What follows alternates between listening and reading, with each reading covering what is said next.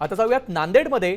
नांदेड जिल्ह्यात गेल्या 10 दिवसांपासून पेट्रोल आणि डिझेलची भीषण टंचाई निर्माण झाली आहे. इंधन संपल्यामुळे ग्रामीण भागातील बहुतांश पेट्रोल पंप बंद पडलेत.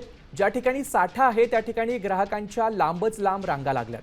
खरीप हंगामाच्या तोंडावर डिझेल मिळत नसल्यानं शेतीची कामं पूर्णपणे ठप्प झाली आहेत.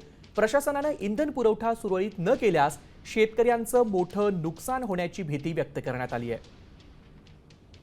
आपण बघतोय नांदेडमध्ये इंधन टंचाईमुळे वाहनांच्या मोठ्या रांगा लागल्याचं बघायला मिळतंय. मोठ्या प्रमाणात निर्माण झालेला आहे। आपण सध्या आहोत नांदेडच्या अर्धापूर तालुक्यातील लहान या पेट्रोल पंपावर। आपण पाहू शकतो की हा पेट्रोल पंप डिझेल आणि पेट्रोल नसल्याने मागील 7 ते 8 दिवसापासून बंद आहे।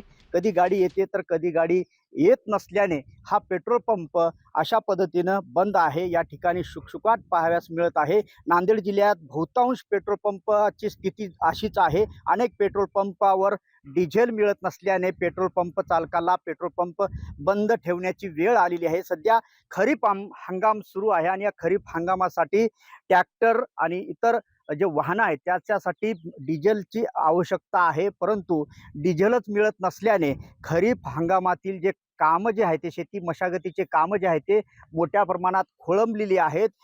नांदेड शहर असो की नांदेडच्या ग्रामीण भागामध्ये अशा अशा पद्धतीनं इंधन तुटवडा निर्माण झाल्याने परिस्थिती अशी गंभीर झालेली आहे। एकंदरीत पाहिलं तर नांदेड जिल्ह्यात मागील 8 दिवसापासून अशा पद्धतीनं जे इंधन आहे ते मिळत नाहीये। त्यामुळे नागरिकांना मोठ्या संकटाचा सामना करावा लागत आहे।